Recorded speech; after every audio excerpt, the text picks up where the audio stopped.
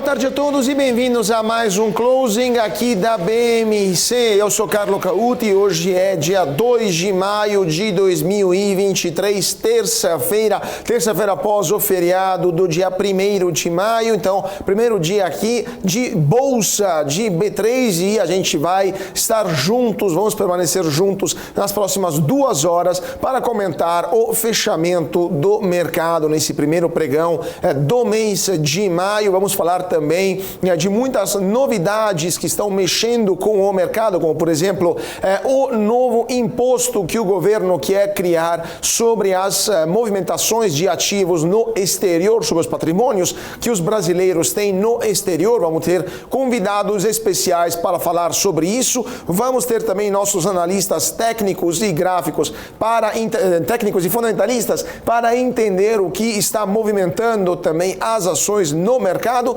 Mas antes disso, vamos dar uma olhada na nossa Neológica, no Profit da Neológica, a plataforma que vocês estão vendo aqui atrás de mim, a melhor plataforma para você que é trader e quer ficar sempre ligado no que está movimentando o mercado para não perder um bom trade, não perder uma boa ocasião de ganhar no mercado financeiro. E nesse momento, o Profit da Neológica mostra uma B3, um Ibovespa em forte queda, nesse momento menos 2,38% de queda para o principal índice da Bolsa de Valores de São Paulo, forte queda para o Ibovespa, que voltou aos 101 mil pontos, 101.945 pontos, dólar volta a subir forte e supera novamente os R$5, 5,04%, 5,04 reais, alta de 1,10%, o Bitcoin também sobe forte, 4,50% nesse momento, R$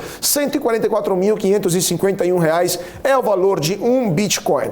Queda forte para boa parte das ações do Ibovespa, vocês estão vendo aqui, tudo no vermelhinho, quase tudo no vermelhinho aqui no nosso Profit da Neológica.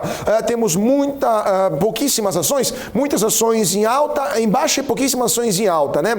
Muitíssimas ações que estão caindo forte, a pior de todas é a Petz, que perde nesse momento 6,32%, mas também a Melius é outra que está perdendo e muito nesse momento, menos 5,81% para essa ação que já foi uma das queridinhas do mercado. A Vibra também, Vibra agora passou para o segundo pior lugar do pregão, menos 5,91%. Estou vendo com vocês ao vivo o andamento do mercado nesse momento. Lojas Renner também perde forte, 5,49%. Se a gente for ver as ações da Petrobras, também perde forte, a Petra 4 menos 3,76% e a Petra 3 menos 3,94%. Vale também perde, está caindo 3,95%. Então Vale, Petrobras em forte queda, Ibovespa naturalmente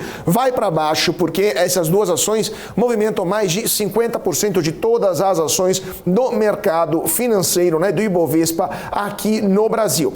A ação que mais sobe nesta terça-feira, o IRB sobe 4,19% nesse momento, Suzano também sobe 2,24% e a Apivida 0,72%, o IRB que volta, né, o IRB a Ibovespa depois de longos meses fora do pregão. Lembrando que o IRB também teve os seus problemas desde janeiro de 2020, depois da descoberta daquela fraude contábil que a carta da gestora Esquadra deixou pública. Isso acabou derrubando as ações do IRB, se não me engano, na época estavam valendo por volta de R$44, foram para R$4, caíram até ficar menos de R$1 por tanto tempo que foi necessária uma agregação de ações. Agora foram agrupadas para tentar se manter listadas e agora hoje a ação está voltando a subir forte. O Brent, o petróleo, está caindo menos 4,92%, $75,41 nesse momento lá em Londres. E o minério de ferro, o preço no minério de ferro ficou estável lá na China nos últimos dias, mas fechou basicamente no 0 a 0 lá na bolsa de Dalian, os futuros do minério de ferro. Agora vamos para então as ações que estão movimentando o mercado financeiro nesse momento, um dia que de fato está sendo pautado lá em Brasília pela questão da PL, né, da censura, uma PL que tem o risco de amordaçar a liberdade de expressão na internet, grande mobilização popular contra a PL da censura. Isso está levando também o interesse por parte do mercado, provavelmente, que está olhando com atenção naquilo que poderia acontecer lá no Congresso, se esse PL vai ser, essa proposta de lei vai ser votada ou não. Vamos ver então o que vai acontecer. Deixa eu ver aqui se já temos dúvidas ou perguntas. Então vamos para as notícias, né, que estão movimentando as bolsas do Brasil e do mundo nesta terça-feira, iniciando então com ações da Vale, que hoje estão entre as piores do dia. Vamos entender por que isso está acontecendo, né? Vale, aqui nesse momento, olhando para cá, para nosso profit da Neológica, a Vale está também reduziu um pouco a perda, né? Menos 2,6%, mas já perdeu quase 4% ao longo do dia. A ação da Vale, que nesse momento está cotada a R$ 69,54. Né? O que aconteceu? O setor de mineração como um todo está sofrendo nesse momento, isso por causa da contração da atividade industrial lá da China, porque na última sexta-feira a China divulgou o seu índice de gerentes de compra, famoso PMI industrial, que caiu para 49,2 no mês passado. Isso foram dados divulgados pelo Escritório Nacional de Estatísticas lá de Pequim, que é o equivalente ao IBGE aqui no Brasil, só que o IBGE lá da China, né? Agora, quando o PMI vem abaixo da marca dos 50 pontos, indica uma contração na atividade econômica, ou seja, indica uma possível recessão da economia que tem esse indicador tão baixo. O PMI lá da China era de 50, na última avaliação, né, do IBGE chinês, era de 51,9 pontos, então foi para 49,2. Então, risco de contração na atividade da China. China que também está com um feriado em andamento, que diminui também a liquidez dos papéis relacionados ao país, né? Agora, isso então, um movimento adverso ao risco que se cria por causa dessa situação lá na China, e acaba afetando o setor de mineração como um todo. Muita gente estava aguardando pelo estímulo, né, pelo grande pacote de estímulo fiscal que a China iria levar adiante desde a retomada das atividades após a pandemia do novo coronavírus.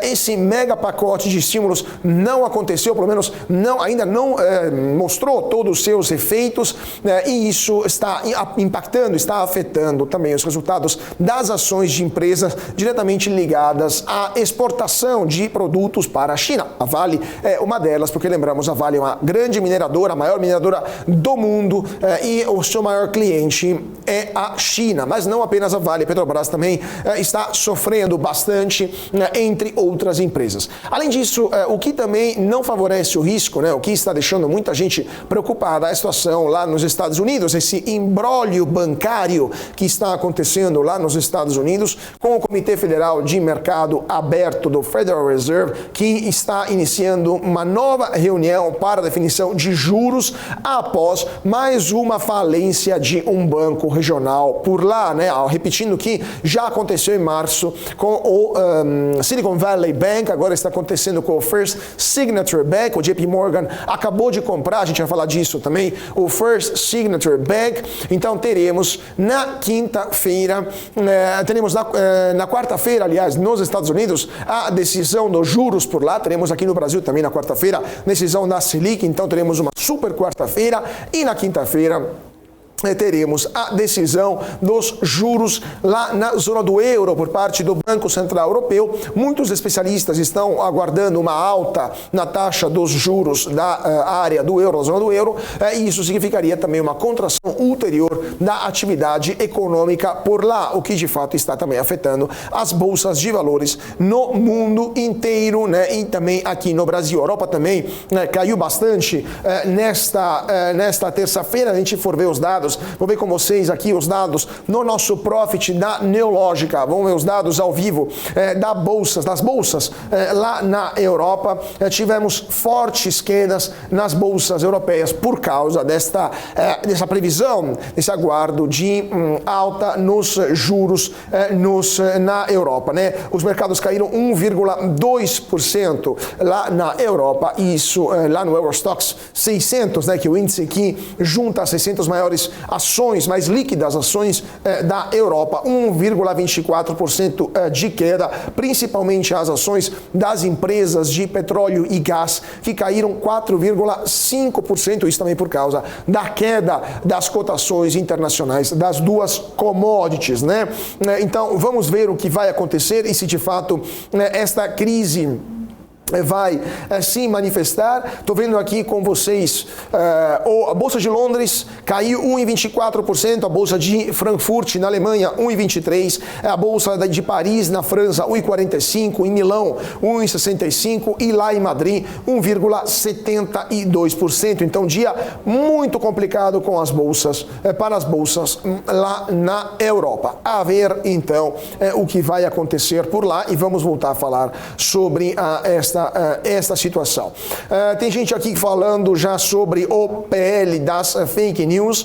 De fato, a situação muito complicada. A notícia aqui acabou de chegar por aqui, que o ministro do Supremo Tribunal Federal, isso é uma breaking news que acabou de chegar aqui, o ministro do Supremo Tribunal Federal, Alexandre de Moraes, mandou a Polícia Federal ouvir os executivos do Google, do Meta, né, que controla o Facebook, o Instagram, e do Spotify em até 5 dias e mandou retirar do ar qualquer tipo de propaganda contrária ao PL da censura. Então, temos aqui uma decisão do Supremo Tribunal Federal que está impedindo que o Google possa fazer qualquer tipo de manifestação contra esse PL 2603, PL da censura, erroneamente chamado de PL das fake news por parte da imprensa, mas não por aqui, e o PL, então, da censura não poderá ter mais. Então, até o Brasil Paralelo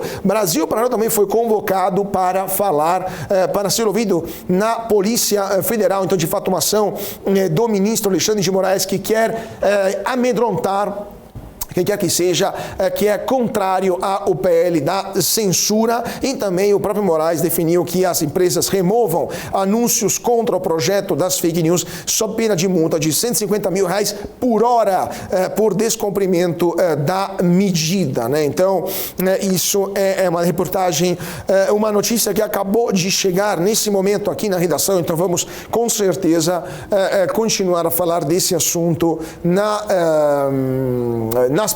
nos próximos minutos, junto com vocês, ao tempo que esse anúncio, que essa informação vai se atualizando, né? Vamos ver então o que vai acontecer. Vamos continuando então com as nossas notícias do mercado financeiro. Vamos falar então de mercados internacionais, porque continua a temporada de resultados aqui no Brasil e no exterior também, e dessa vez foi uma gigante, né, da nova economia, né, uma gigante da economia digital, Uber, a Uber que informou nesta terça-feira, divulgou os seus resultados e informou que registrou um prejuízo de 157 milhões de dólares no primeiro trimestre deste ano. No mesmo período de 2022, a empresa havia reportado um prejuízo de 5,93 bilhões de dólares. Em uma base por ação, a empresa americana destacou que teve um prejuízo de 8 centavos de dólar por cada ação da Uber, né? Porque é uma empresa, então vamos chamar de a Uber. Os resultados, todavia, mesmo que vieram com prejuízo, superaram as expectativas de Wall Street, né, dos analistas, que indicavam uma perda de 10 centavos de dólar por ação. Então veio 8, bem melhor do que as expectativas do mercado. Agora, a empresa de aplicativo de carona registrou uma receita de 8,82 bilhões de dólares nesse período. Agora, a previsão do mercado era de 8,7 bilhões de dólares e esse resultado representa uma alta de 29% sobre o mesmo período de 2022, ou seja, sobre o primeiro trimestre de 2022. Então, resultado positivo para a Uber, que está crescendo, né? Cresceu, do ponto de vista das receitas, 29%. O lucro antes de juros, impostos, depreciação e amortização, famoso EBITDA, atingiu 761 milhões de dólares no primeiro trimestre, superando os 678,6 milhões de dólares que os analistas estavam prevendo. E agora, segundo a empresa, né, segundo a Uber, foi entregue uma, abre aspas, lucratividade recorde e um fluxo de caixa livre no primeiro trimestre, e com isso a empresa está pronta para expandir a lucratividade novamente no segundo trimestre. Fecha aspas. Essas foram palavras do diretor financeiro da Uber, Nelson Chai, né, através de um comunicado ao mercado. Ações da companhia que estão subindo lá nos Estados Unidos. Vamos ver como é que estão as ações nesse momento da Uber lá na Nasdaq. Nesse momento, as ações da empresa, vamos ver aqui, o BDR nesse momento está subindo aqui no Brasil 18,32%, isso BDR brasileiro, R$ 45,70, e lá em Nova York, na Nasdaq, as ações estão subindo. Deixa eu ver se eu consigo achar as ações da Uber na Nasdaq. Não conseguimos ter as ações da Uber, mas temos o BDR aqui, que teve uma alta de 18,32% após a divulgação desse resultado.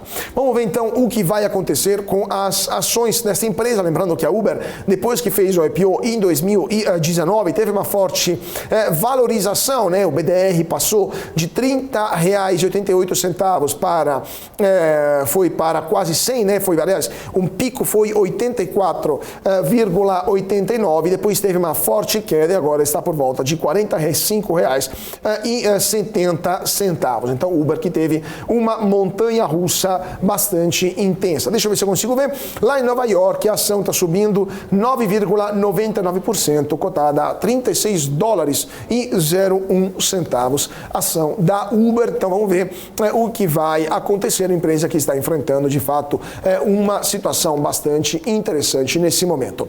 E antes de chamar o nosso primeiro convidado de hoje, eu queria lembrar a todos vocês que a 8ª edição da Money Week vai trazer grandes nomes de mercado para repercutir os primeiros 100 dias do governo Lula. E o repórter Gabriel Monteiro, aqui da BMC, acompanhou as gravações do evento e conversou com alguns palestrantes, né? Então, uma dessas entrevistas foi com o Ricardo Cará, que é de fundos multimercados da IQI, né? Eu Quero Investir, né? IQI Asset, e um fluxo de QI, segundo ele, um fluxo de capital estrangeiro pode voltar a se intensificar em direção do Brasil ao longo deste ano. Então, lembrando que a Money Week vai ser transmitida online, ao vivo, nos dias 2 e 3 de maio, lembrando que o evento é totalmente gratuito. Então, para se inscrever, basta acessar o QR Code que está aqui na tela ou o link que está fixado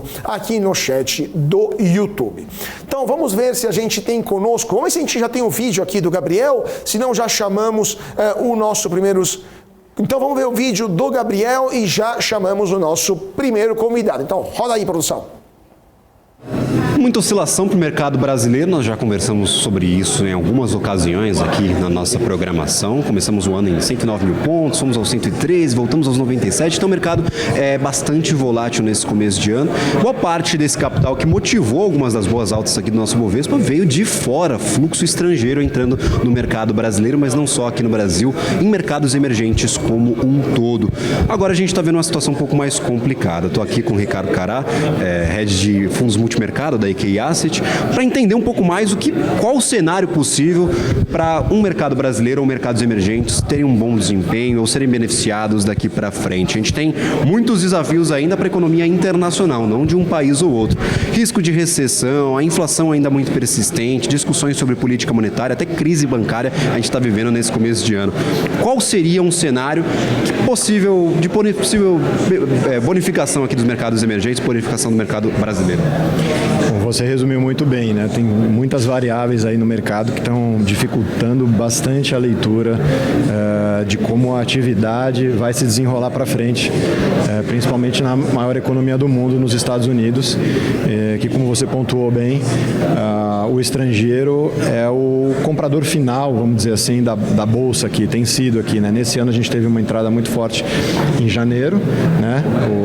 O mercado abriu o ano muito animado com a expectativa do Fed parar os juros, né, e que a economia poderia ter um pouso suave, e esse ambiente é favorável para emergentes, onde o Brasil é destaque.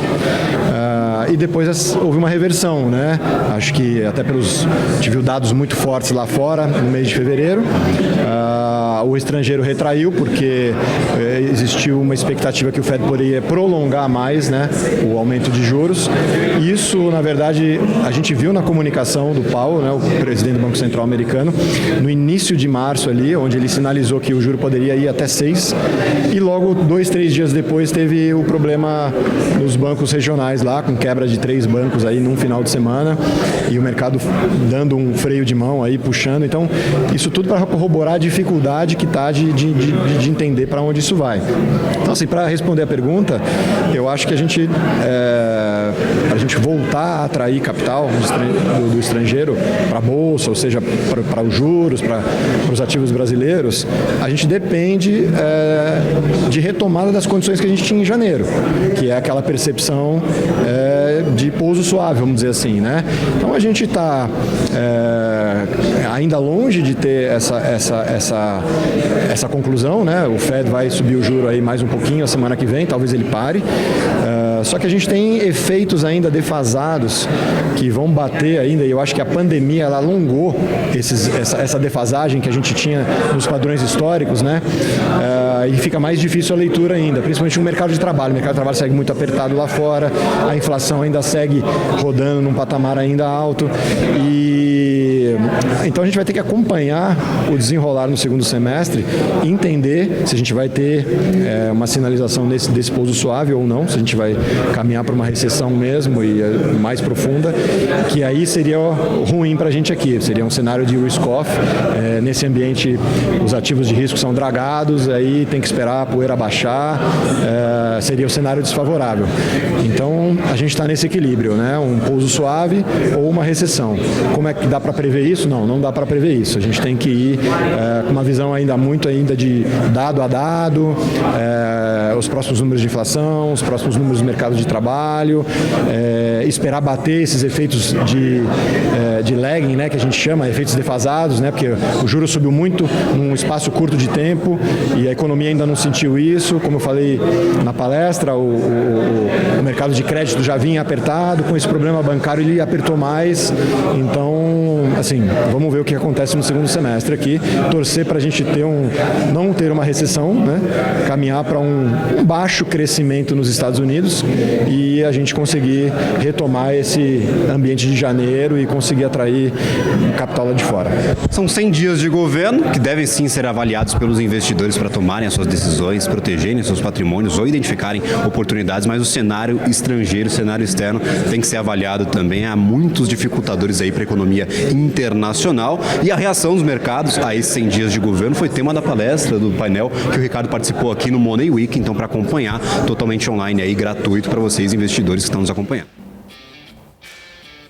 E de volta para o nosso closing aqui na BMC. Então, dê uma olhada lá na Money Week, gente, porque está super interessante a Money Week deste ano, Money Week especial, aliás, 100 dias de governo do novo governo Lula. Dá uma olhada, QR Code aqui do lado ou também o link aqui nos comentários.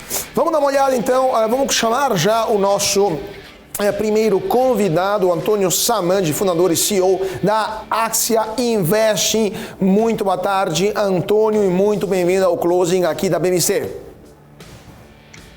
Boa tarde, muito obrigado. Mais uma vez, uma honra participar do programa da BMC. Boa tarde também a todos que nos assistem. Honra toda nossa tê-lo aqui conosco. Antônio, então vamos ver o mercado, rápida panorâmica aqui do mercado nesta terça-feira, dia de luta para o Ibovespa, né? Temos um índice da Bolsa que está perdendo, está por volta de 2,50% de queda, já chegou a cair quase 3% ao longo do dia, né? Então temos um dia muito complicado, especialmente para ações da Petrobras e da Vale. Nesse momento o Ibovespa menos 2,38%.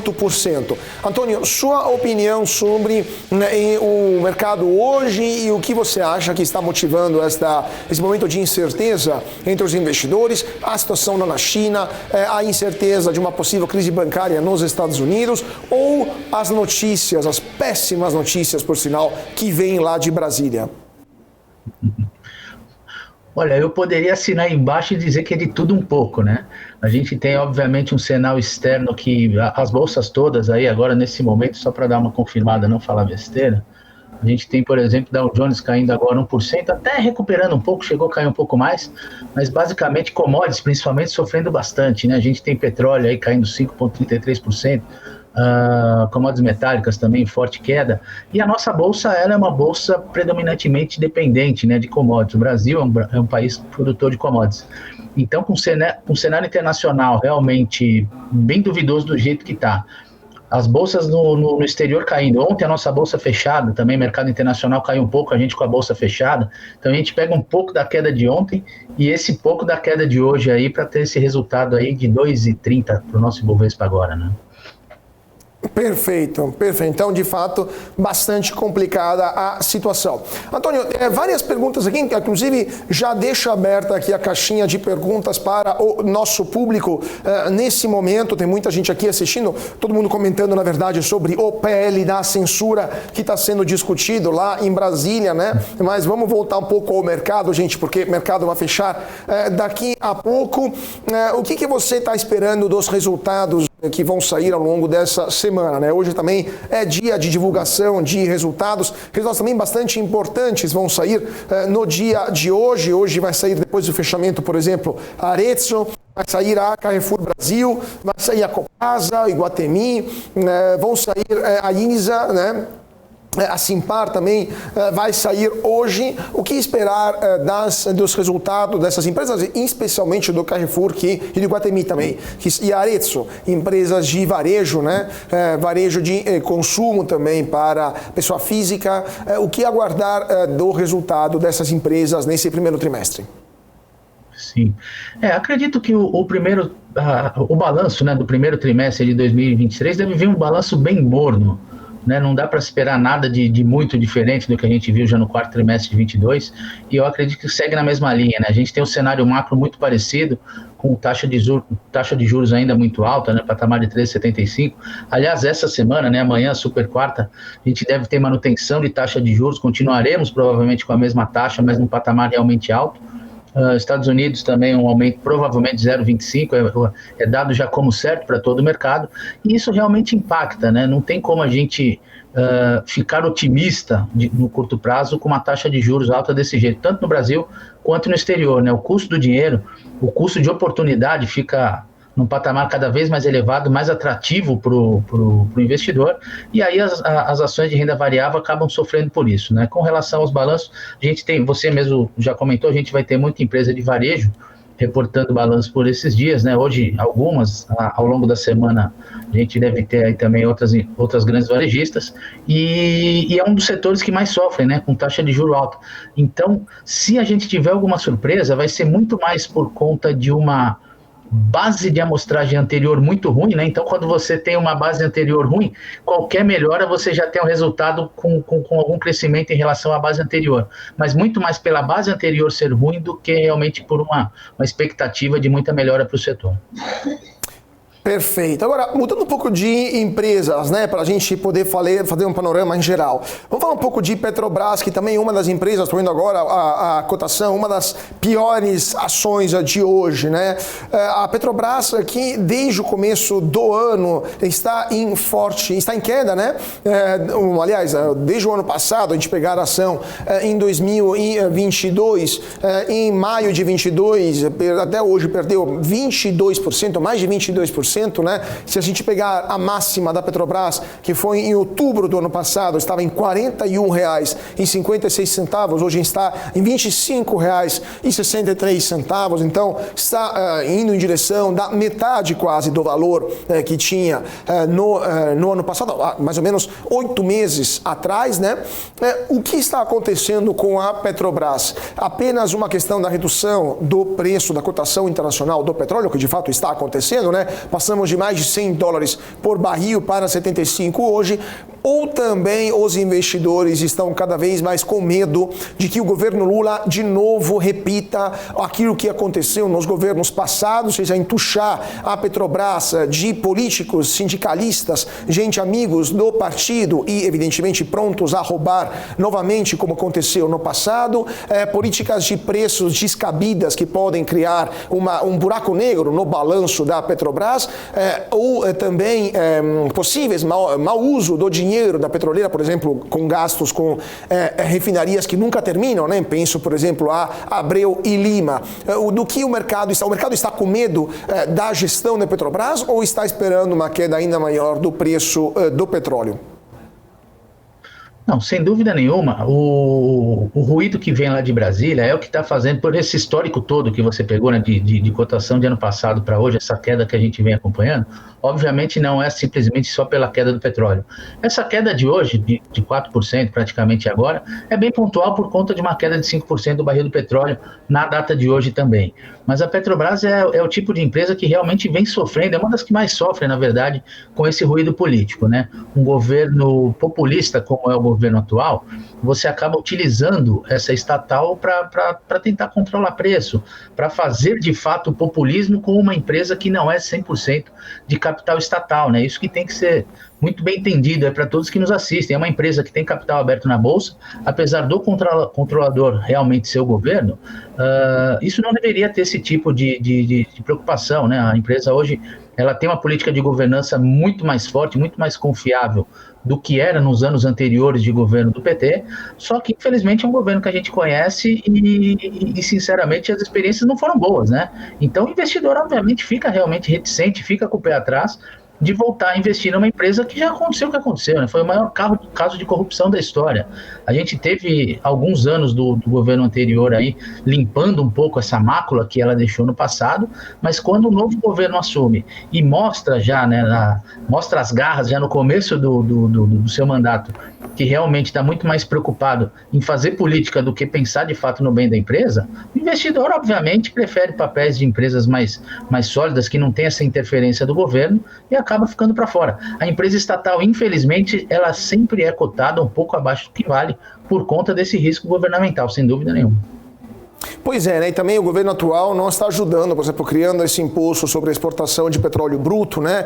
Ou também tentando de todos os jeitos obter mais recursos para financiar programa de gasto público. Então, é óbvio que a Petrobras é um prato gordo, né, para o olho do governo desesperado em achar dinheiro.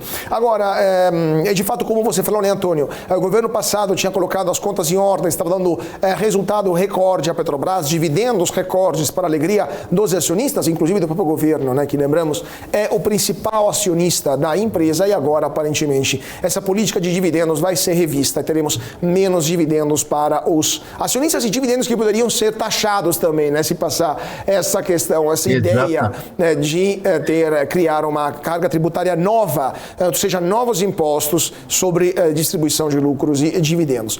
Agora, outro ponto que eu queria te perguntar é sobre a Vale, né? A Vale também teve uma máxima no ano passado, aliás, no ano retrasado, se não me engano. Deixa eu ver aqui com o nosso Profit na Neológica, porque a Vale chegou a ter um pico durante a pandemia, que surpreendeu também muitos analistas em 2021, chegou a 110, aliás, 115,45 reais por ação, hoje está cotada a 69,43 reais. Se a gente pegar o andamento do último, desde o começo do ano, a Vale perdeu 22,34%. O que você acha da Vale, Antônio? É um problema ligado à China, não está crescendo como deveria, o minério de ferro não está se valorizando e a empresa não consegue, então, entregar os resultados prometidos, ou tem algo a mais? O algo a mais sempre existe, né? Quando se trata de Brasil e de política intervencionista do governo, é sempre um fantasma atrás da porta, né? Mas, de qualquer forma, as preocupações, de fato, com o crescimento da China é o que realmente impacta acho que o maior percentual, a maior preocupação, de fato, é o minério de ferro, que acaba não reagindo por conta de uma diminuição, talvez, no crescimento, na velocidade do crescimento da China, né? Te lembra que há poucos tempos atrás a China ela crescia uma São Paulo por ano praticamente e a gente teve uma desaceleração forte. Obviamente o minério de ferro sente e a empresa, como um dos maiores players aí do setor de minério de ferro do mundo, acaba sentindo também. Mas especificamente para a Vale, eu acho que com tudo isso, né, com todo esse cenário, que ainda tem também a questão da preocupação com a tributação de dividendos, esse tipo de coisa que também ajuda a afastar um pouco o investidor, né?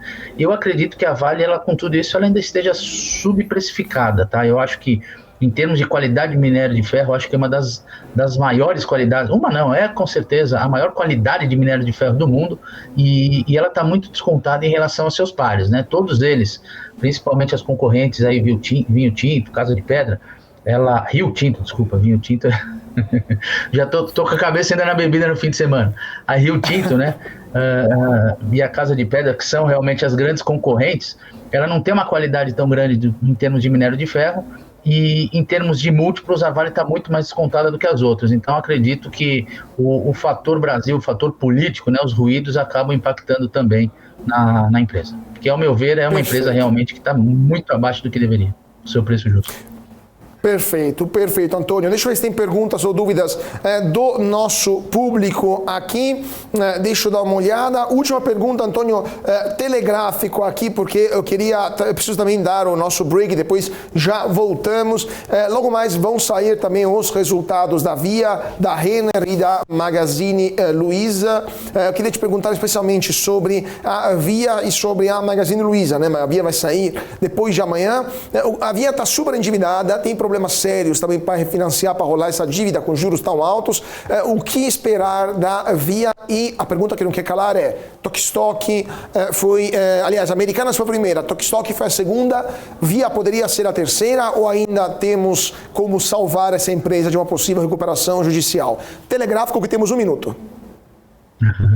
De uma forma bem rápida, sem dúvida nenhuma, o setor acaba sofrendo como um todo, porque você pega uma gigante do tamanho de Americanas, aí vem Tokstok na sequência.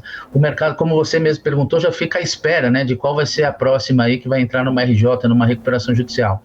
Olha, o balanço de Via, eu acredito, é difícil a gente praticar aqui a futurologia, mas eu acredito que ele pode vir um pouco menos pior do que o esperado, tá? Vamos ver como sai o balanço. Eu preferia, obviamente, até comentar com mais propriedade depois do balanço divulgado. Mas pode ser que surpreenda, não pela melhora, mas, de novo, por conta de uma expectativa muito ruim que a gente tem, né? Então, tanto Via quanto Magalu, pode ser que tenha alguma surpresa aí em termos de despiora. Não ouso dizer que melhora, né? Mas pode ser que despiore um pouco com relação às bases anteriores, aos balanços anteriores.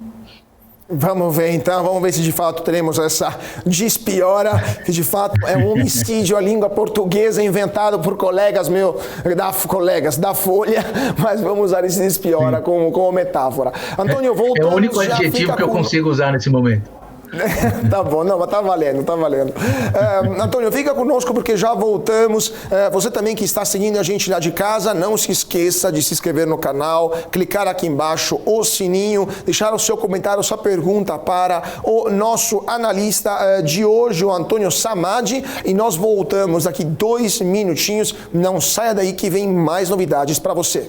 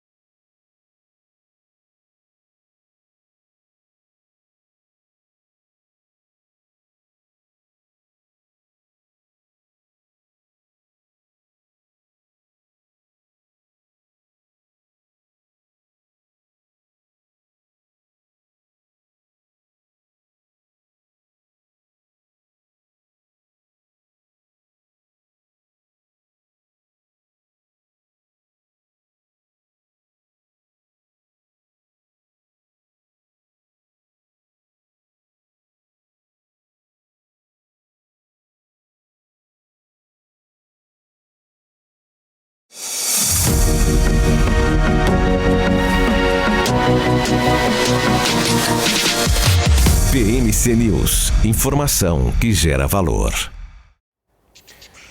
E de volta para o nosso closing aqui do mercado financeiro ao vivo na BMC. Muito boa tarde para você que se sintonizou agora em nossos canais nas redes sociais. Para quem está no YouTube, não se esqueça de deixar o seu like, o seu comentário, ativar o sininho e compartilhar esse vídeo com os seus amigos investidores para ficar sempre ligados em tudo aquilo que movimenta o mercado financeiro e mexe também com o seu bolso. 5h20 né? Nesse momento, aliás, 18 minutos para as 5 horas, então ainda 18 minutos de negociação no Ibovespa e vamos dar uma olhada no nosso profit da Neológica, como está nesse momento o principal índice da Bolsa de Valores de São Paulo. Como vocês podem ver aqui, está tudo ou quase tudo no vermelho, então é um dia de luta para o principal índice da Bolsa de Valores de São Paulo. Quem está em vermelho profundo nesse momento, Ibovespa que chegou a beirar uma queda de quase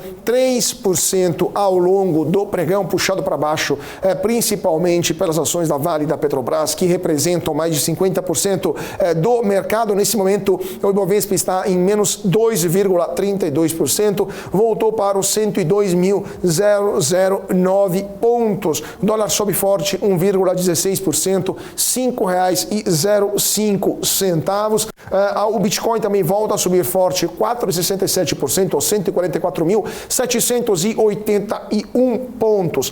A pior ação do dia, passou agora a Magalu, passou a Petz, agora é a Vibra. Vibra é a pior ação do dia, menos 6,44% o andamento da ação da Vibra. A segunda pior do dia, a Petz, menos 6% redondinhos. E a Cash 3, ou seja, a Melius, está perdendo nesse momento portanto, menos 5,81%. Por outro lado, IRB Brasil não para de subir, 4,32% para a resseguradora. Suzano sobe 1,78% e a Apivida 1,45%. Mas há bem poucas ações na Bolsa hoje que estão deixando felizes os investidores. Há uma dúzia de ações em território positivo e todas as outras estão em profundo vermelho. Vale, nesse momento, perde 4,02%, R$ 69,49.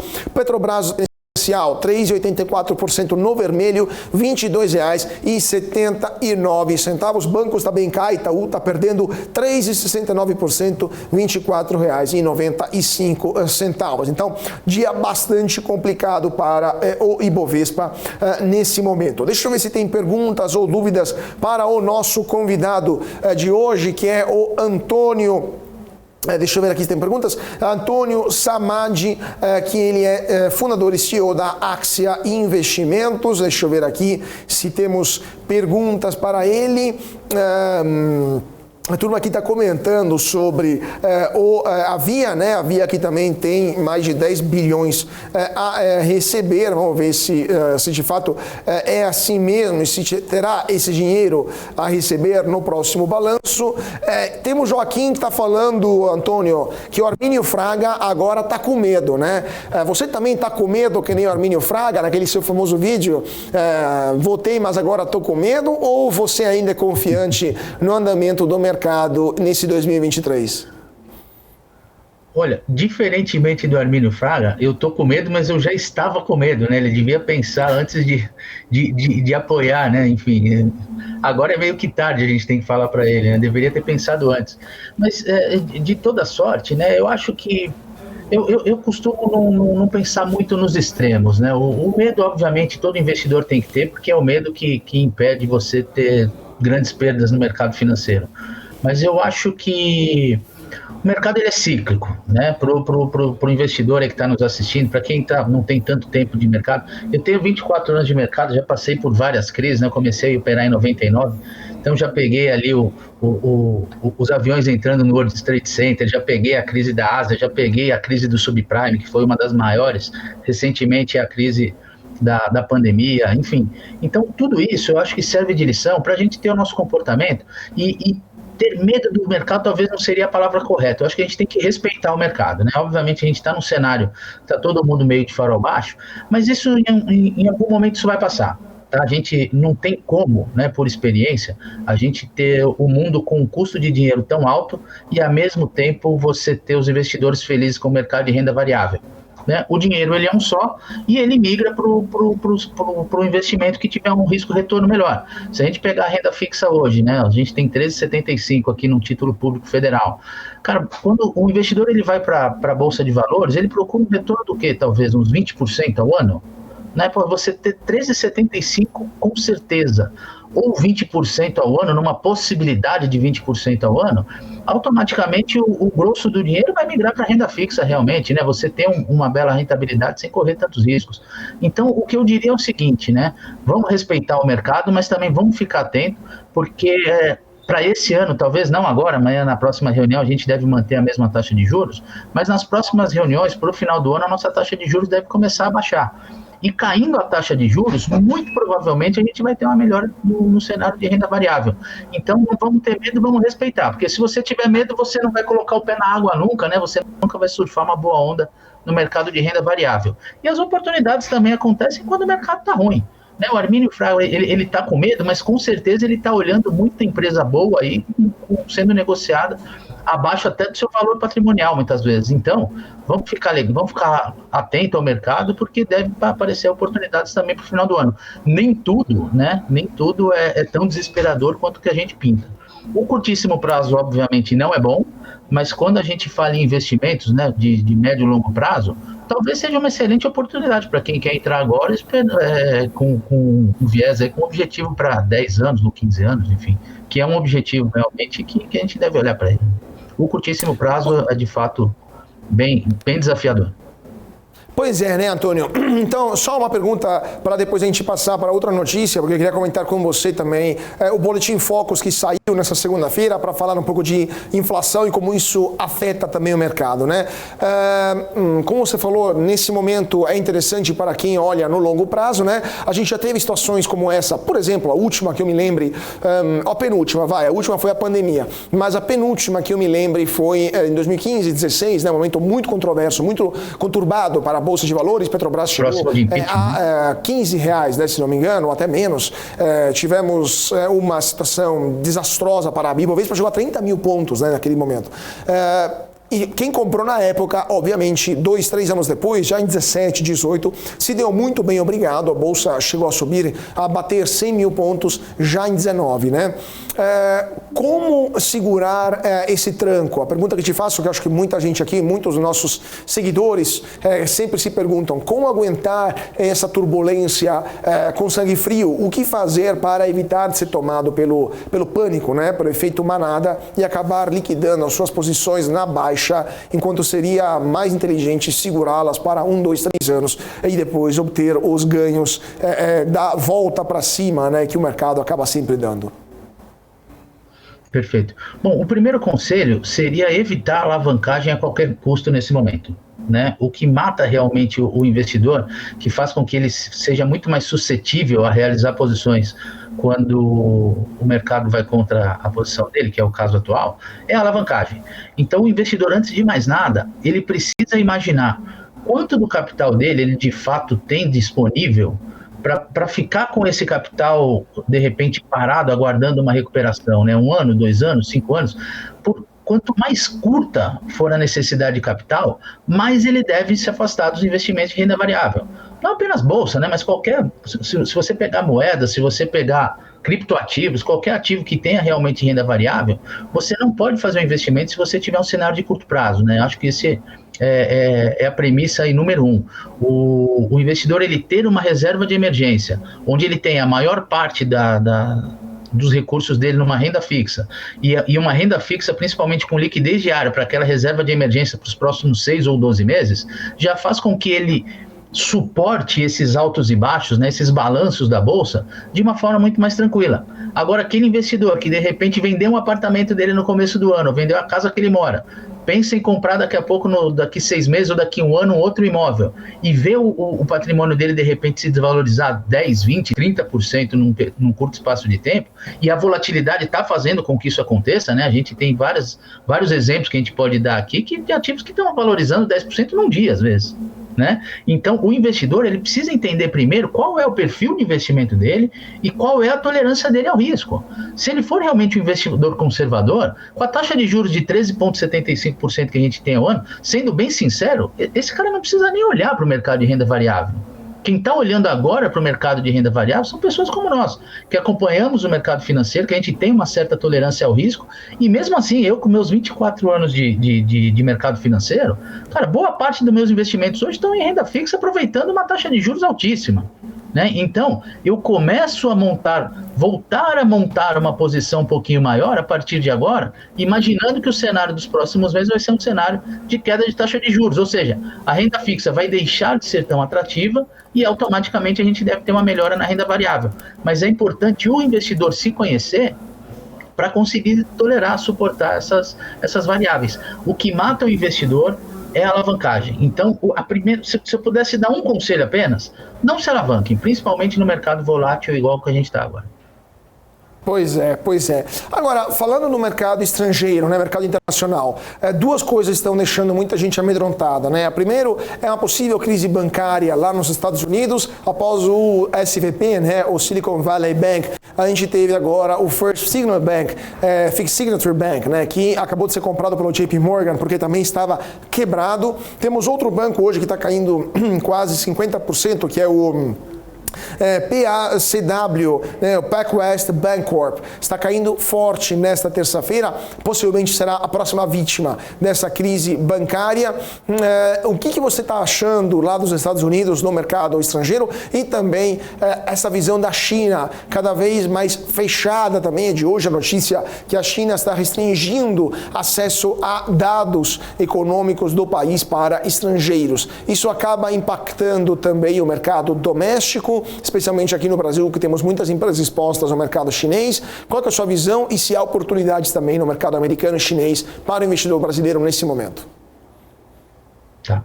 Bom, vamos lá. Primeiro, falando um pouco dos bancos americanos, tudo isso que a gente está vendo acontecer com os bancos lá no Vale do Silício já é um reflexo desse cenário de taxa de juros muito altas, inclusive nos Estados Unidos, né? Aqui no Brasil a gente ainda teve outras épocas que a nossa taxa de juros foi realmente muito alta e o brasileiro sabe meio que surfar essa onda de taxa de juros altas, né? Não é o melhor dos mundos, mas não assusta tanto, né? A gente já teve lições no passado e a gente consegue sobreviver com relação a isso.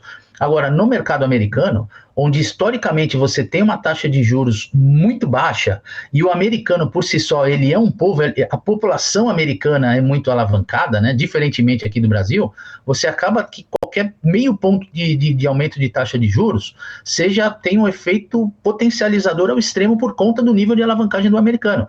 Esses bancos que você citou agora há pouco estão passando por essa dificuldade, primeiro, porque são bancos onde os seus principais clientes são empresas de tecnologia, que são muito dependentes de uma taxa de juro baixa, elas são muito dependentes de crédito. O crédito estando alto, as empresas já não têm o mesmo resultado que elas tinham no passado, você potencializa um setor praticamente de tecnologia dentro desse setor bancário, você traz o risco do setor de tecnologia para dentro do setor bancário, nesse caso específico. E esse aumento de taxa de juros nada mais é do que realmente esses bancos não sabendo lidar muito bem com essas tratativas, com os próprios clientes que também não estavam entendendo. Aqui no Brasil a gente ainda tem a figura da marcação a mercado, que acaba facilitando você ter uma noção do seu dinheiro para onde está indo ou não. Lá nos Estados Unidos você não tem, então isso acaba causando um susto e depois uma corrida aos bancos, né? O que acaba quebrando o banco, qualquer banco aí de médio e grande porte, inclusive, se você tiver uma corrida aos bancos de imediato, você tem o sistema financeiro aí balançando. Então, acredito que a taxa de juros continua sendo o vilão e o setor bancário, obviamente, é uma preocupação que nós estamos passando por isso.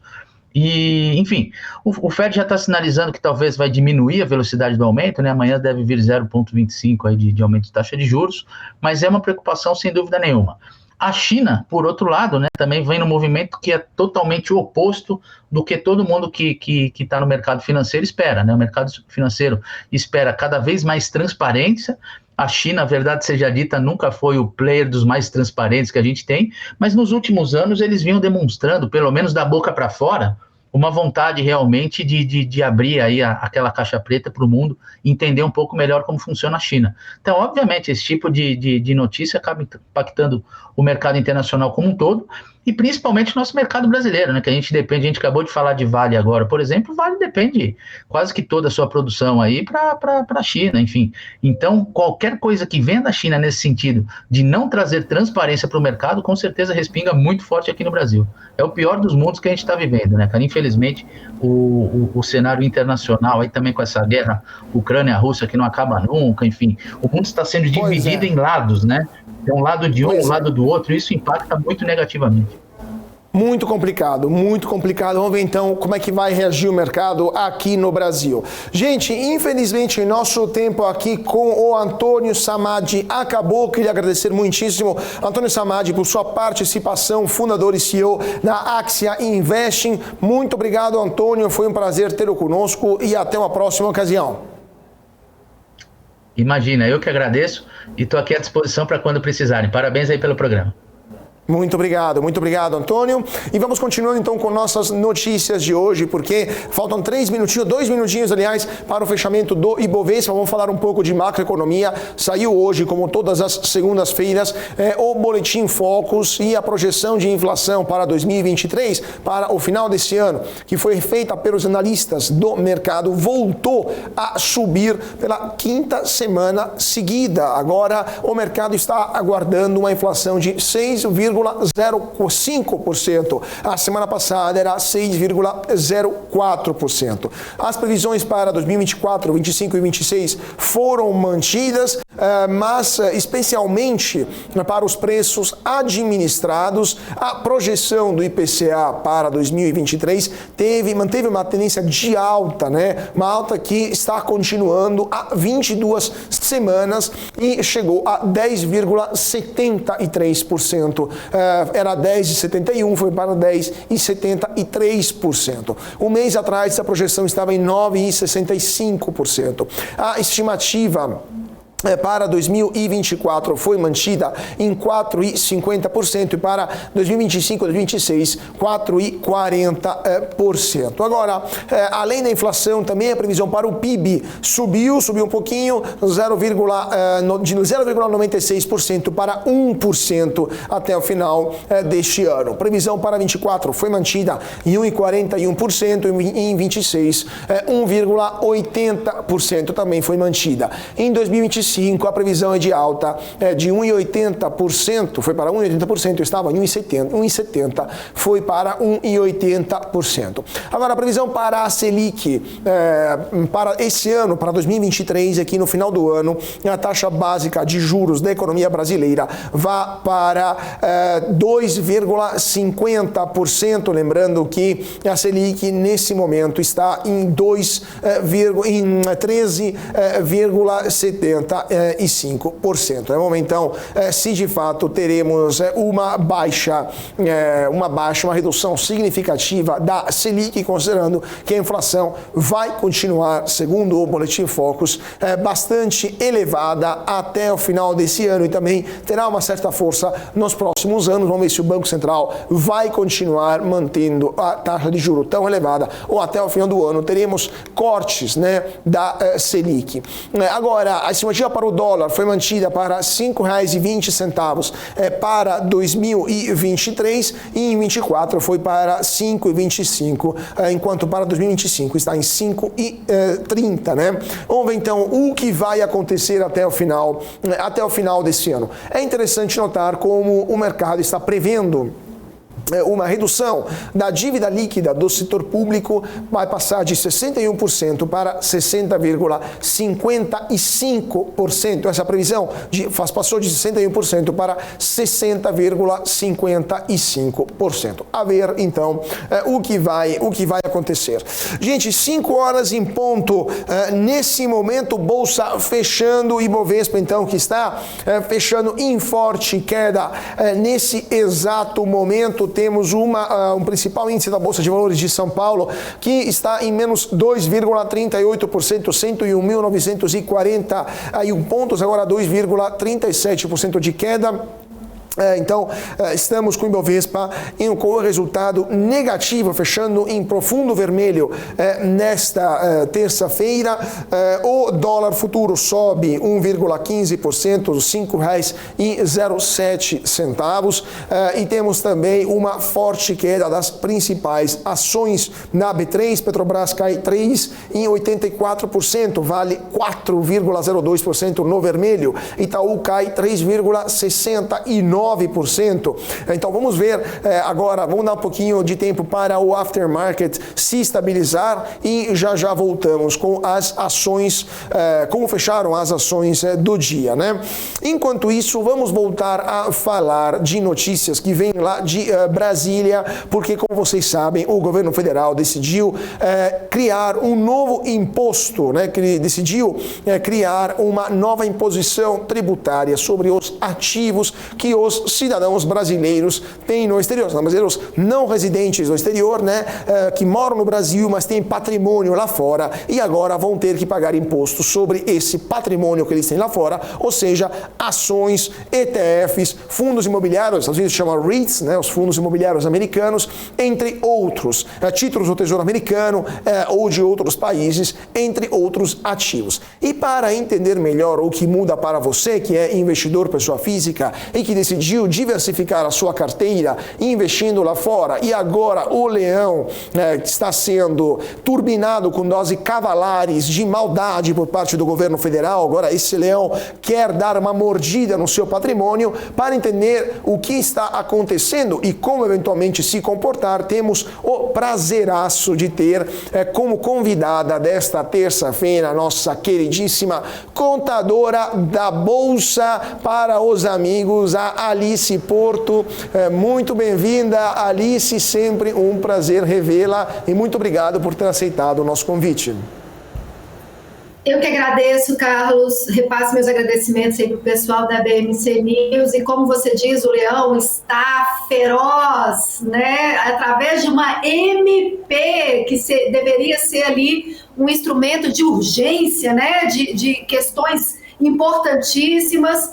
Então, a gente já está com esta nova tributação valendo se a MP não cair, e essa tributação, de fato, vai afetar diretamente os investidores brasileiros com residência no Brasil e que têm investimentos lá fora. Agora, Alice, vamos por partes, né? Porque, de fato, essa MP, né? Para quem não sabe, a MP é medida provisória, ou seja, um decreto do governo que pode ser criado em qualquer momento e tem uma vigência de 90 dias, né? Depois tem que ser aprovado pelo Congresso Federal. Agora, essa MP foi criada, foi assinada pelo presidente Lula no calar da noite, né? Ou seja, durante um feriado, soltou essa bomba no mesmo dia que anunciou uma isenção do imposto de renda para os salários mais baixos, né? E agora um aumento, na verdade, da isenção do imposto de renda. Mas a primeira pergunta que te faço é meramente jurídica, depois a gente passa na parte contábil. Pode isso, Arnaldo? No sentido, pode um governo criar um imposto via MP? Não seria uma prerrogativa do parlamento? Então, com isso, o MP já não seria, por si só, anticonstitucional nesse aspecto?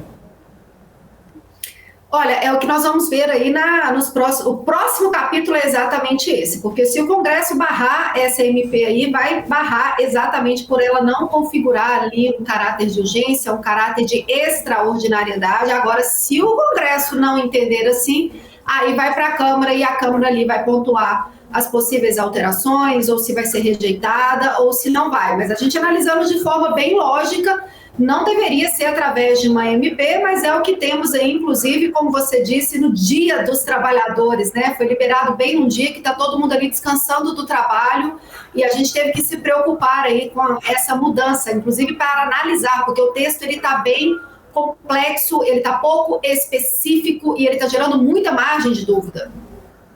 Pois é, né, Alice? Então, falando sobre essas questões das dúvidas que estão surgindo, especialmente entre os investidores, né?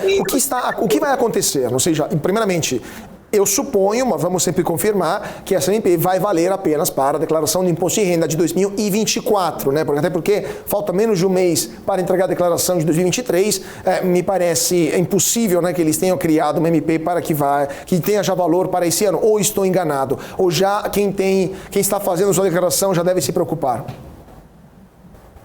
Você está certíssimo, essa MP ela vai valer para todas as movimentações de investimentos no exterior a partir de 1/1 de 2024. Então, qualquer investimento no exterior, ainda em 2023, fica sob a legislação vigente e a MP não vai interferir. A única coisa da MP que já está valendo a partir de 1/5 é, de fato, a tabela padrão do contribuinte normal, independente de ser investidor ou não, que aumentou a isenção. Ali ela vale a partir de 1/5, mas de qualquer forma também só entra na declaração do ano que vem. Mas a renda a partir de 1/5 já entra nessa tabela do contribuinte normal. Já a tabela para investimentos no exterior, ela fica só valendo a partir de 1/1 de 2024.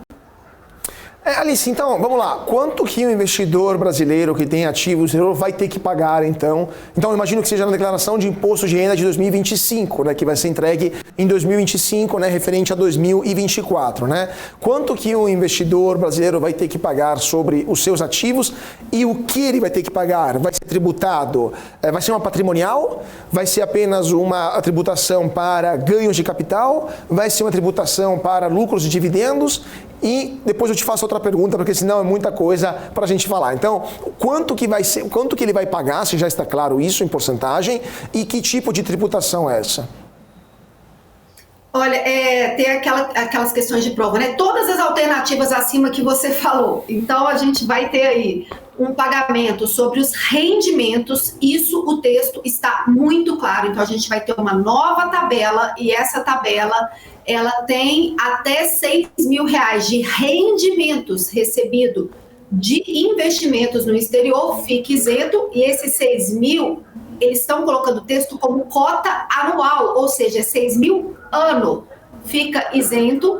A partir de 6.000 até 50.000 será 15%, e acima de 50.000 será 22,5%. Então, os rendimentos, que seriam os dividendos ali das ações, stocks, REITs e ETFs, eles já estariam sob essa tabela, legislados sobre essa tabela. E aí a gente vai ter aí uma contraposição que a gente ainda vai ter que questionar e argumentar, que nós temos um acordo de reciprocidade tributária com os Estados Unidos, no qual o dividendo ou proveito já é retido na fonte, o imposto, lá nos Estados Unidos. Ou seja, vai cair esse acordo de reciprocidade, a gente vai ter que, além de ter a retenção nos Estados Unidos, tem que pagar conforme essa tabela.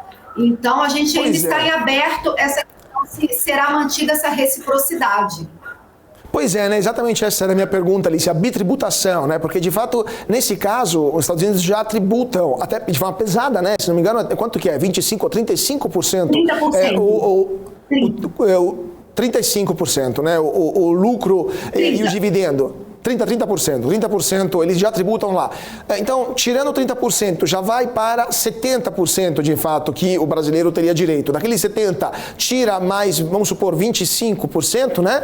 De fato, fica menos da metade do valor originário que o dividendo, né? Que o investidor brasileiro teria direito. Então, de fato, isso não seria uma violação desse acordo de bitributação, e eventualmente não poderia criar problemas também com os Estados Unidos? Certamente é uma violação, e essa questão do problema ali com os Estados Unidos, porque vai acabar afastando o investidor que tem investimentos lá fora e que pensa nesse rendimento mensal. E aí vai ser uma questão que a gente vai ter que acompanhar com a pipoca na mão aí, porque são duas ações completamente contraproducentes. O acordo de tributação, o acordo de reciprocidade, ele isenta o brasileiro de pagar aqui, e vem o governo e coloca essa tabela, colocando a obrigação de também pagar o imposto aqui. Então a gente vai ter que ver como que os órgãos federais aí e o próprio Estados Unidos vai reagir perante essa novidade aí dentro da MP 1171. Pois é, né? Acho que mais com pipoca eu ficaria com calmante na mão, né? Considerando o que a gente está vendo, porque de fato é uma obscenidade jurídica o que a gente está vendo. Uma MP que cria um imposto que é contrário a tratados internacionais e que gera uma carga tributária gigantesca em cima de dividendos. Inclusive, Alice, só terminando telegráfica, porque já preciso chamar o break, mas já voltamos com você depois do nosso break. Você acha que essa tributação é excessiva em relação ao que já vimos no Brasil? Ou seja, sabemos que tem uma isenção de distribuição de lucros e dividendos, né? Mas em relação, por exemplo, a imposto de renda sobre pessoa jurídica, tributar 22,5% esse tipo de provento não é algo excessivamente pesado para esse tipo de ativo? Olha, essa MP, ela vai contemplar tanto o cidadão comum, aonde que mexeu na tabela, e ela vai contemplar os investimentos no exterior que a gente faz através de offshore ou trust. Nesse caso específico desses investimentos através de pessoa jurídica, de fato tinha um limbo tributário ali, tanto que essa estrutura de offshore e trust, ela sempre foi muito usada para planejamento tributário. Então a Receita Federal, ela de fato nunca deu muita atenção ali para essa tributação. Mas aí a gente vai cair também na questão de afastar esses investidores lá fora. Então, assim, para a PJ, eu tenho as minhas dúvidas se realmente é tão catastrófico. Eu não estou dizendo que é benéfico, mas eu tenho minhas dúvidas se é tão catastrófico. Agora, para o investidor pessoa física, que investe diretamente através de uma corretora lá fora, o próprio investimento dele, sem o intermédio da pessoa jurídica offshore ou trust, aí, de fato, ele está sendo extremamente penalizado. Já posso dizer isso como uma análise e não só trazer o fato e deixar aqui no ar, mas para o investidor pessoa física, de fato, já é um grande desincentivador, um grande obstáculo para o investidor continuar mantendo seus investimentos lá, caso os rendimentos, de fato, sejam tributados dentro dessa tabela e a gente tem aí a queda do acordo de reciprocidade. Porque ou é a tabela ou é o acordo de reciprocidade. Eles vão ter que decidir o que vai ser mantido ou não. Não vai conseguir ficar os dois. Pois é, ou também a terceira hipótese, que a pessoa pare de declarar os seus ativos no exterior e a gente começa a ter um monte de gente sonegando imposto e vamos ver o que nisso vai dar, né? Tomara que isso não aconteça, mas é um risco que as pessoas simplesmente parem de declarar o patrimônio que eles têm lá fora. Alice, fica conosco porque já voltamos, rápido intervalo, 2 minutinhos, gente. Antes disso, não se esqueça de se inscrever no canal, deixar o seu like, o seu comentário, a sua pergunta para a nossa Alice Porto, a contadora da Bolsa. Para você que tem ativos no exterior, pode perguntar à vontade. Já voltamos com a Alice e com mais notícias do mercado, porque acabou de sair o resultado da Ford lá nos Estados Unidos, primeiro trimestre estrelar para a fabricante de carros. Então, fica conosco, voltamos já já.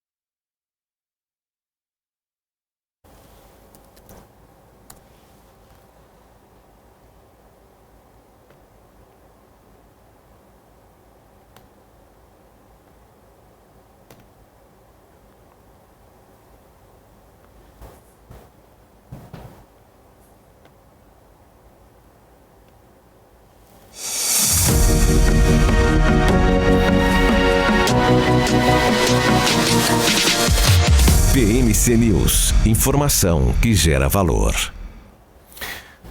E de volta para o nosso closing desta terça-feira, dia 2 de maio de 2023. Muito boa tarde para você que está seguindo a gente em nossas redes sociais. Nesse momento, 5 horas e 17 minutos, Bolsa de Valores de São Paulo, que acabou de fechar e estamos aguardando os dados definitivos, mas já podemos antecipar que foi um dia bastante complicado para o mercado financeiro aqui no Brasil, dia de luta para o Ibovespa, 2,40% de queda, 101.922 pontos foi o resultado final do principal índice na Bolsa de Valores de São Paulo. Como vocês podem ver aqui atrás de mim no nosso Profit da Neológica, que é a melhor plataforma para você que é trader, para você que é investidor, a melhor plataforma do mercado para ficar sempre atualizado em tempo real sobre na base de tudo aquilo que está acontecendo no mercado, e o nosso Profit mostra um dia tudo no vermelho, Ibovespa em forte queda, dólar em alta, forte também, 1,10%, fechou a R$5,07. A pior ação do dia, hoje foi uma corrida para ver quem que era a pior ação do dia e ganhou o pódio de pior ação do mercado, esse primeiro pregão de maio, a Vibra que caiu 6,82%, Pets em segundo lugar, perdeu 6,16%, Lojas Renner menos 5,93%, o Renner que vai soltar os seus resultados em poucas horas, gente, amanhã teremos os resultados da Lojas Renner, então o mercado já está esperando algo muito ruim. IRB subiu, aliás. Melhor ação do dia foi o IRB Brasil, 7,40% de alta, Suzano ganhou 2,51% e a Apivida 1,45%. Então, dia de luta para o Ibovespa. E antes de voltar a falar com nossa queridíssima Alice Porto, deixo aqui a turma pronta com as perguntas para a nossa contadora da Bolsa, mas também preparem o antidepressivo para ver o que vai acontecer com o seu patrimônio lá fora, né? Então, doses Cavallari de Xanax para os investidores estrangeiros, brasileiros que investem no exterior.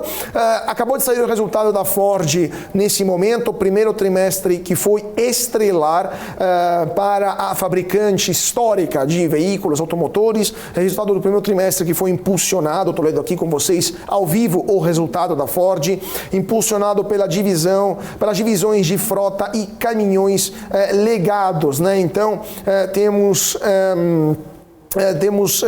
o grande resultado da Ford, superou as estimativas de Wall Street, né? Então tivemos um faturamento que foi de 39,09 bilhões de dólares contra 36,08 bilhões de dólares que eram esperados pelo mercado. O lucro por ação também veio superior ao esperado. O mercado esperava 41 centavos por ação, veio 63 centavos por ação de lucro, né? Então a montadora que está realizando um resultado positivo, né? Apesar da redução significativa de suas atividades que foi antecipada, né? Para 2023, a Ford teve um resultado bastante positivo, e também por causa dos investimentos em veículos elétricos, a Ford está colocando bilhões de dólares na mesa, né? Somente esse ano estima gastar 3 bilhões de dólares para investimentos em carros elétricos, mas ao mesmo tempo os caminhões estão dando bastante alegria para a Ford, né? Vamos ver então o que vai acontecer, resultados que estão saindo aqui aos poucos, estou lendo com vocês ao vivo e já voltamos a falar da Ford.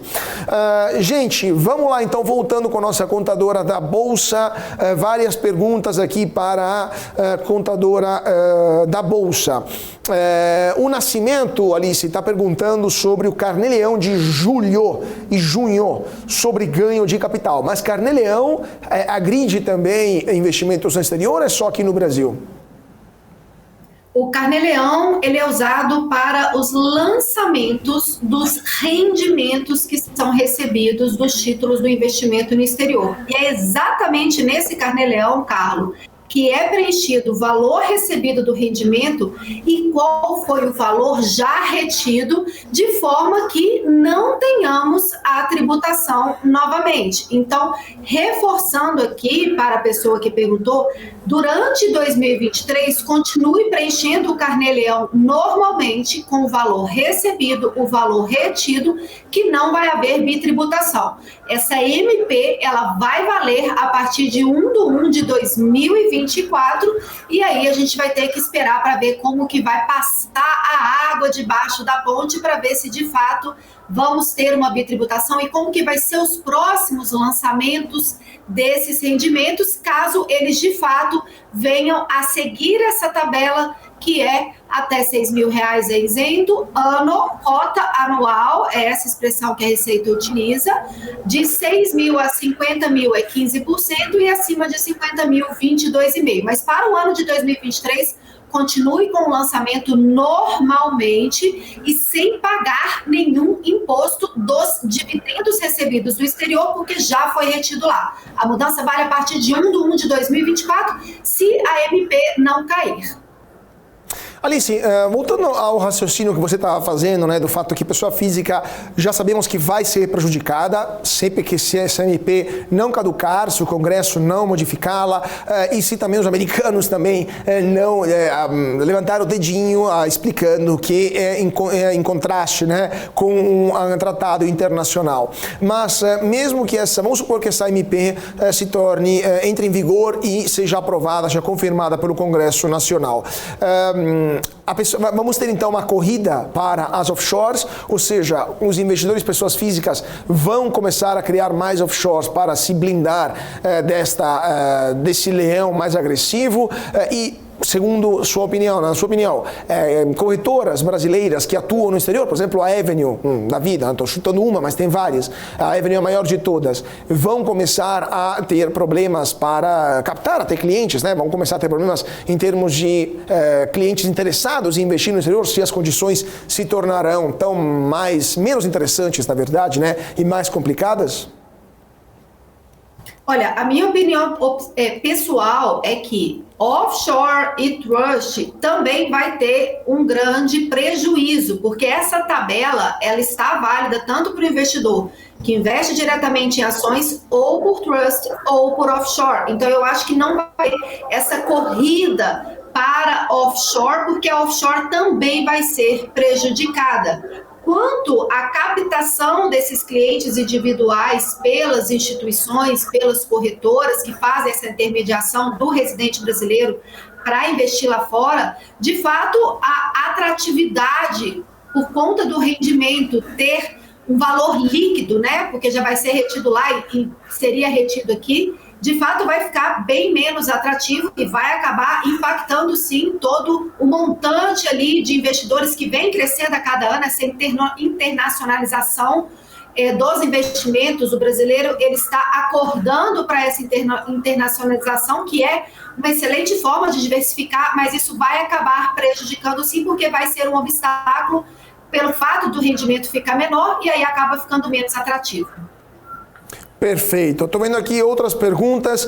Alice, o Blockchain Play está perguntando como eles vão tributar criptoativos e finanças descentralizadas que não são fungíveis, né? Ele faz exemplo do Itaú. Mas criptoativos já são tributados pela Receita, né? Então, a Receita, essa nova MP não vai impactar os criptoativos ou muda alguma coisa, considerando que criptoativo é importação, segundo a Receita, né? Importação de ativos no exterior, né? Olha, a MP, todas as categorias ali que ela está contemplando, não há a categoria de criptoativo. É de fato trust offshore, que ela usa um outro termo ali, que são entidades administradas por outros. Ela não põe o termo offshore exatamente na MP, mas no vulgo aqui, no nosso cotidiano, a gente fala que é offshore. E trust. Então, essa MP ela não impacta em nada essa tributação de criptoativos que já existe hoje e que é sob o regime de ganho de capital. E, portanto, quem tem criptoativos não precisa acompanhar essa novela, mas quem tem investimentos no exterior ou pretende ter investimentos no exterior, é muito importante que consiga acompanhar como que vai ser o desfecho dessa MP para que a gente consiga aí trabalhar nas possíveis, caso exista, né, estratégias para que a gente não seja tão impactado assim nesses investimentos lá fora. Perfeito, perfeito. Agora, última pergunta para a nossa Alice Porto.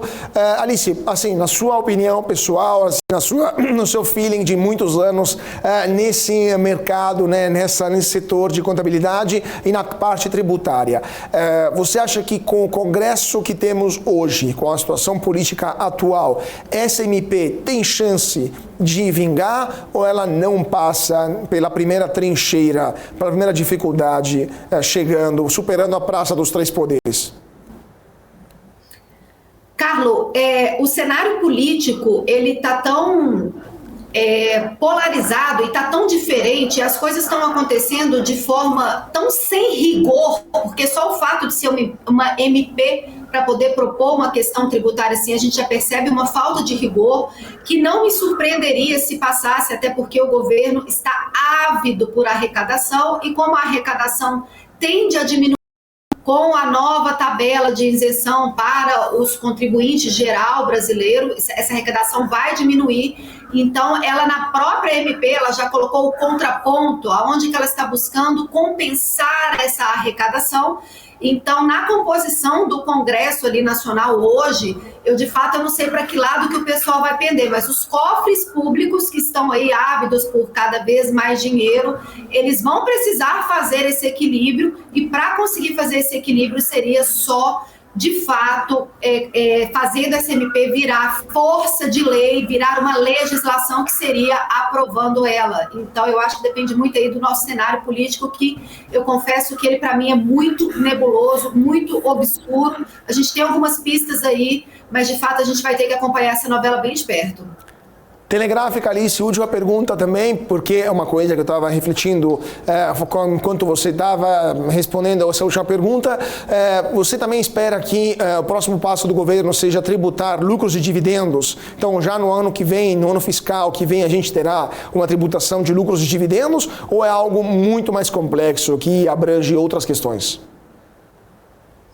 Olha, não deixa de ser uma premissa. Se essa MP passa tributando os rendimentos lá de fora, que são provenientes de offshores e de trust, que seriam esses lucros e dividendos, e também os rendimentos da pessoa física, se essa MP passa, ela acaba virando uma premissa, mesmo que de forma inconsciente ali, de, poxa, se estamos tributando lá fora esses lucros, por que não haveríamos de tributar aqui? Então não deixa de ser uma fresta que começa a normalizar uma tributação muito incisiva em cima de rendimentos, sejam de qualquer espécie. Pois é, né? E a gente tem que tentar evitar de normalizar o não normalizável, né? O inaceitável. Vamos ver então o que vai acontecer no Congresso com essa MP, mais impostos para você, e depois a gente vai ver o que esse dinheiro, como que esse dinheiro vai ser utilizado nos próximos capítulos. Alice Porto, nossa contadora da Bolsa, muito obrigado por sua participação aqui conosco na BMC, no closing da BMC, e com certeza voltaremos a falar sobre esse assunto logo mais. Muito obrigado por sua participação. Eu que agradeço a todos vocês, principalmente você, Carlo, e vamos acompanhar aí de perto, tendo novidades, com certeza vou te acionar ali no nosso particular para a gente já tentar, através do veículo da BMC aqui, a gente divulgar as informações em primeira mão, com muito rigor, com muito critério, com muita análise, sem histeria, mas trazendo de fato o que vai impactar todos os investidores. Muito obrigada pelo convite. Eu que agradeço, Alice, e lembrando para você que é investidor, né, que daqui a pouco acaba o período do imposto de renda, então a Alice é uma contadora de verdade, né, quando eles têm uma empresa de contabilidade, então para quem tiver interesse, fica a dica para você. Agora, vamos lá então, vamos falar agora voltando a falar de Brasília, né, falamos de onde o dinheiro vai vir, né, e agora vamos falar o que o dinheiro, para onde o dinheiro vai ir, né, vai ser utilizado, porque o secretário executivo executivo do Ministério da Fazenda, Gabriel Galípolo, afirmou que Brasil e a Argentina estão discutindo a criação de uma linha de crédito de exportação para ambos os países, ou seja, o Brasil vai começar a pagar para a Argentina comprar os próprios produtos brasileiros, né? O Brasil vai dar o produto de um lado e depois vai dar o dinheiro para a Argentina, emprestado, em tese, para que a Argentina compre aquele produto. Pena que a Argentina é um país caloteiro, que está mais uma vez na beira do desastre econômico por suas falhas próprias, e muito dificilmente esse dinheiro será devolvido, né? Então, é a questão que está sendo discutida, por sinal, nessa terça-feira pelo presidente Lula e do presidente Fernandes, mas o seu dinheiro dos impostos que você vai pagar a mais servirão também para financiar o consumo dos hermanos lá na Argentina. Agora, existem várias questões que podem complicar essa situação. A primeira é a questão da conversibilidade da moeda, né? Especialmente por envolver o dólar nas trocas bilaterais. É por isso também que os dois países estão estudando trocas que evitem a passagem pelo dólar. Agora, a questão é que o financiamento também tem que ser pago, né?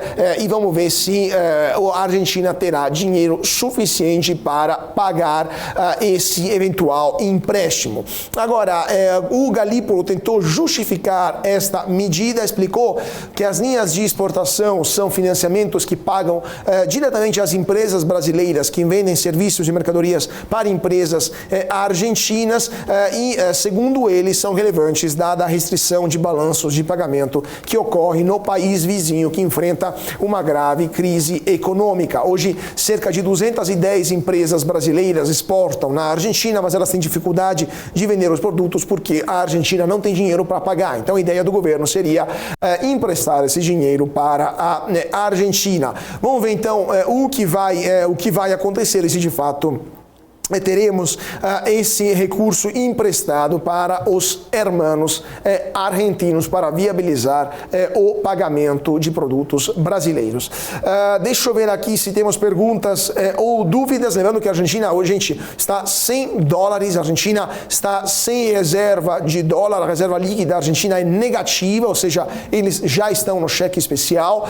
Hoje, em tese, a Argentina tem 32 bilhões de dólares de reserva, mas na verdade já teria 2 bilhões de reservas líquidas, de reservas em dólares, e as líquidas seriam negativas, mas não sabemos exatamente quanto que é o dado, porque há muita opacidade na divulgação de dados por parte do governo, do Banco Central da Argentina, né? Então, a ver o que vai acontecer. Falando de Banco Central, o ministro da Fazenda, Fernando Haddad, declarou que o governo vai informar os novos nomes para os diretores do Banco Central, que serão nomeados em poucos dias, o diretor de fiscalização e o diretor de política monetária do Banco Central. Os nomes deveriam sair ainda esta semana e a escolha para a diretoria da Autoridade Monetária Central, a escolha é do governo, mas precisa da aprovação do Senado. Lembrando que os mandatos duram 4 anos com possibilidade de recondução por um período de igual duração. Haddad havia dito na terça-feira passada que os nomes seriam oficializados na volta da viagem de Lula para Portugal ou Espanha, e vamos ver então o que vai acontecer, se esses nomes vão chegar de fato. Lembrando que o objetivo do governo é reduzir a taxa básica de juros, que hoje está em 13,75%, e muito provavelmente os nomes que serão indicados pelo governo irão nessa direção. A ver então como o mercado vai reagir a esses novos nomes da diretoria do Banco Central. Gente, vamos agora chamar o nosso terceiro convidado desta terça-feira, porque, como sempre, passou das 5 horas e a gente vai falar de análise técnica, né? Vamos falar, estou vendo aqui se temos novidades também sobre a questão do PL da censura, porque hoje é um dia muito complicado lá em Brasília. Vamos lá, vamos chamar antes o nosso Felipe Felipe Fradinho para falar de análise técnica, depois voltamos a falar no PL da censura. Muito boa tarde, Felipe, muito bem-vindo ao nosso closing aqui da BMC. O que podemos destacar nesse dia tão complicado para a Bolsa de Valores de São Paulo, com o Ibovespa em profundo vermelho?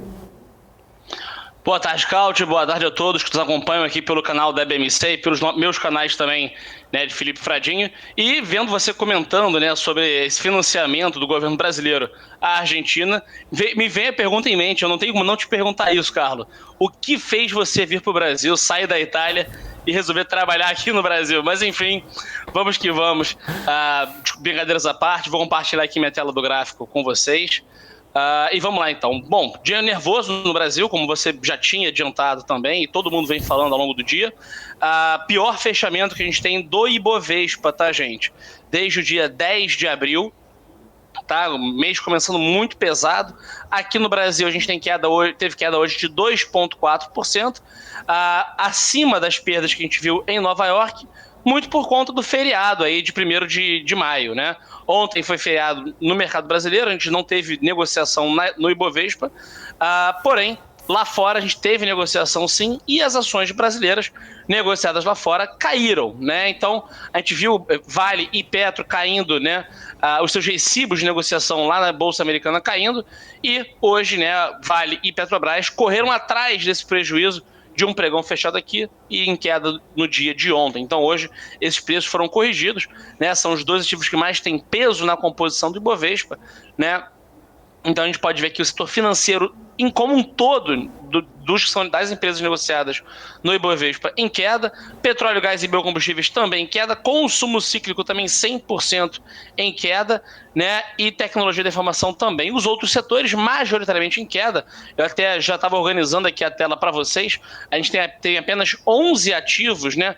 Dos mais de 80 negociados dentro do Ibovespa, apenas 11 deles, né, fecharam no positivo, né, sendo a maior alta aí Suzano, né, por conta aí da relação de Suzano com o dólar, né, por ser uma exportadora de celulose, né, acaba se dando bem, se privilegiando quando a moeda americana acaba apreciando, e no dia de queda do Ibovespa é natural que o dólar, né, ganhe valor, né, e também vale frisar aqui outras ações também poucas, com leve alta quase que sem muita expressão, e dessas ações, poucas ações que subiram no dia de hoje, 2 delas estavam na nossa carteira semanal, Dow Jones também cai aqui, né, fechou hoje caindo mais de 1%, que para os americanos é bastante coisa, e confesso a você que esse cruzamento de média do Ibovespa, né, seguido desse fechamento de hoje, abertura na máxima, no pior fechamento desde o dia 10 de abril,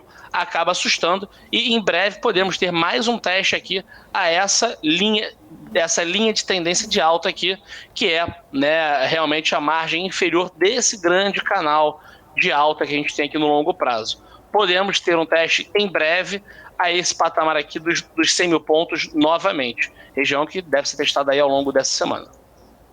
Perfeito, vamos ver então o que vai acontecer, e já abro aqui a caixinha de perguntas para o nosso público e para o nosso Felipe.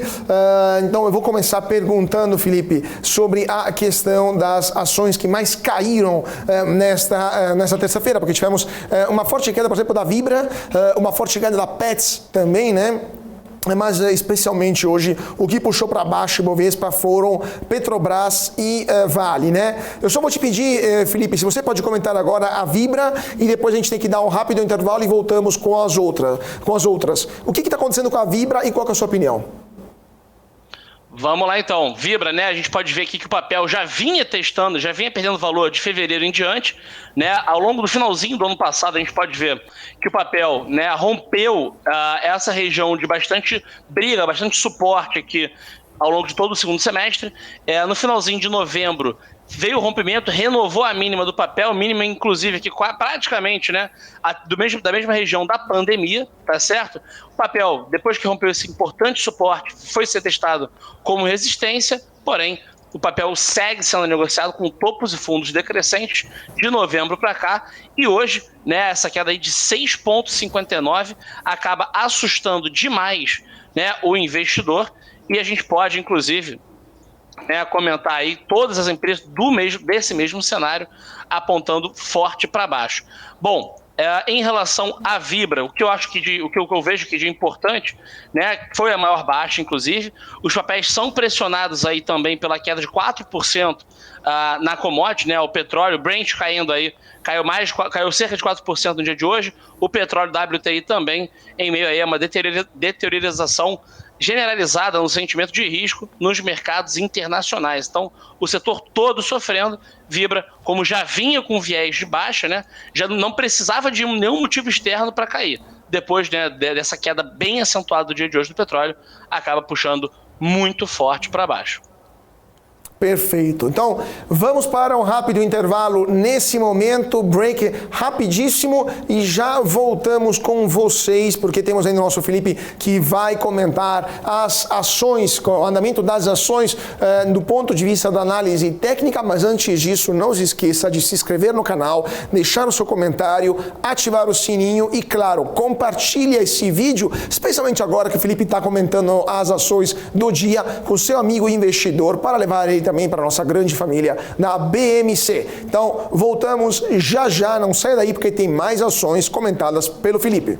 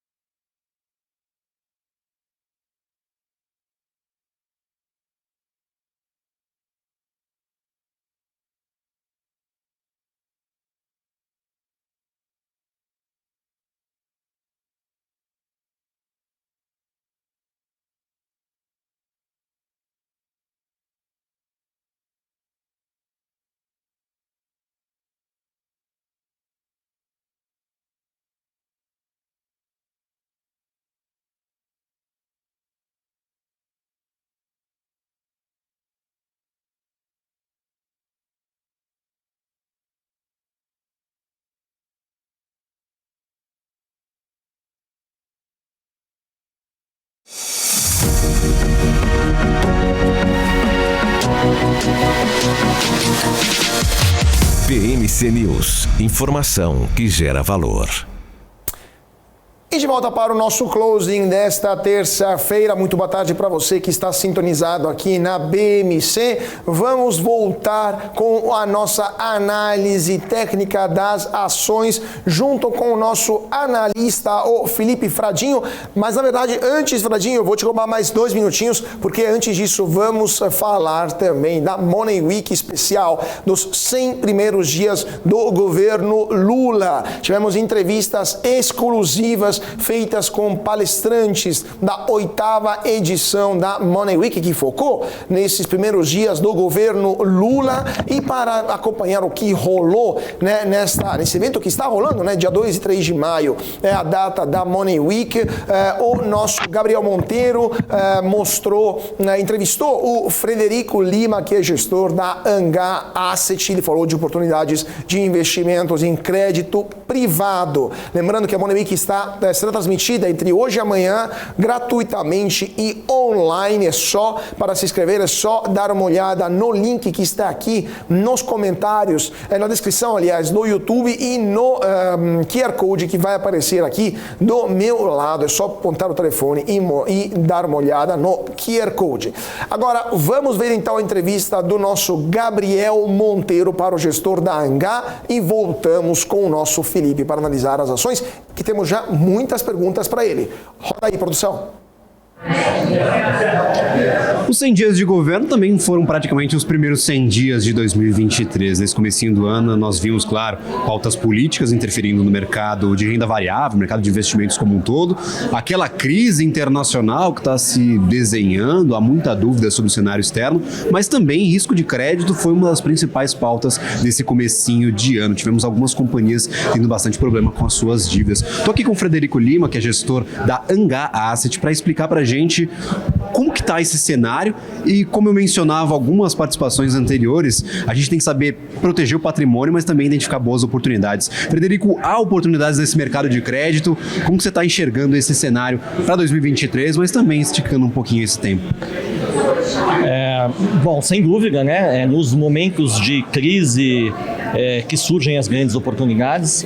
Hoje o mercado tem dado oportunidades para, enfim, quem está capitalizado e com bastante liquidez. A gente vive uma crise, uma turbulência que foi se alastrando para o mercado de uma maneira geral e criando um cenário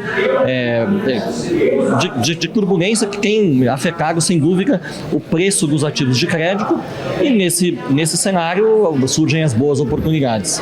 Então o prêmio começa a aumentar e aí o investidor ele já deveria, claro, para fazer uma gestão ali diversificada do seu patrimônio, talvez se expor ao mercado de crédito como uma alternativa, mas agora com esse prêmio esticando um pouquinho, vale a pena ali fazer aquela gestão de risco, montar uma carteira para se proteger ao mesmo tempo e também aproveitar essas oportunidades do mercado? Eu acho que sim, eu acho que uma das coisas que a gente costuma repetir bastante é que crédito não pode ser generalizado, né? Hoje o investidor entende bem as diferentes estratégias em outras classes de ativo, como os fundos multimercados, os fundos de ações, mas em crédito ainda é uma classe de ativo, é um tipo de estratégia que é muito generalizado. E dentro de crédito existem oportunidades e diferentes maneiras de você capturar ganhos para o investidor. No atual cenário, sem dúvida que vale uma atenção do investidor para essa classe de ativo, para as estratégias de crédito, claro, com bastante parcimônia, com diversificação, isso é sempre importante repetir, mas sem dúvida nenhuma que existem oportunidades hoje que há muito tempo não se via no mercado de crédito. Maravilha. Foram 100 primeiros dias de governo, praticamente esse comecinho de 2023, mas lembrando que essa gestão, esse cuidado, ele deve ser alongado aí para a vida do investidor. Quem está exposto no mercado de investimento deve estar sempre revendo as suas estratégias, protegendo o seu patrimônio e enxergando as boas oportunidades. Então, claro, a gente continua essa nossa cobertura, trazendo sempre todas as informações aqui na programação da BMC News.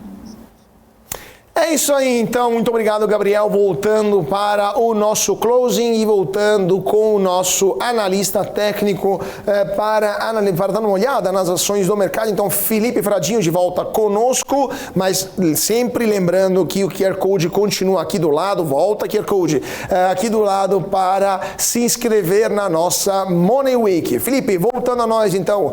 Vale Petrobras sofrendo nesta terça-feira. Tem gente aqui também perguntando sobre Itaú, né, Itube 4, e temos também outras perguntas, mas vamos então, Vale, Petrobras e Itube, o que você está vendo aí?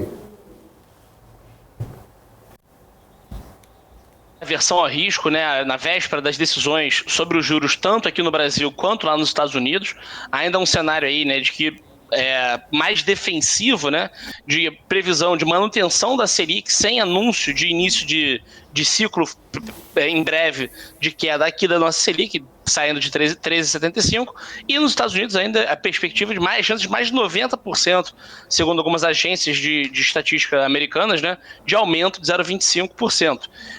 Assim como de praxe em cenários mais defensivos, aí as varejistas lideram as perdas. Eu tinha falado antes de Pets, né? Então foi a segunda maior queda do dia, mas respondendo a sua pergunta, né, a Petrobras caiu aí mais de 4% no dia de hoje, por conta dessa queda também no preço do petróleo, né, na cotação global do óleo, né, e além disso, né, o nosso mercado é totalmente dependente das commodities, né, então Petrobras, como ativo que mais tem negociação no nosso mercado, caiu bastante, porém, né, um ponto positivo aí é que respeitou esse suporte da média de 200, né, ou seja, né, foi um teste esse patamar e o teste acabou sendo confirmado. Não, beleza, essa região foi respeitada, a mínima do dia de hoje foi 22,64 e ainda no finalzinho ainda conseguiu recuperar 10 centavos.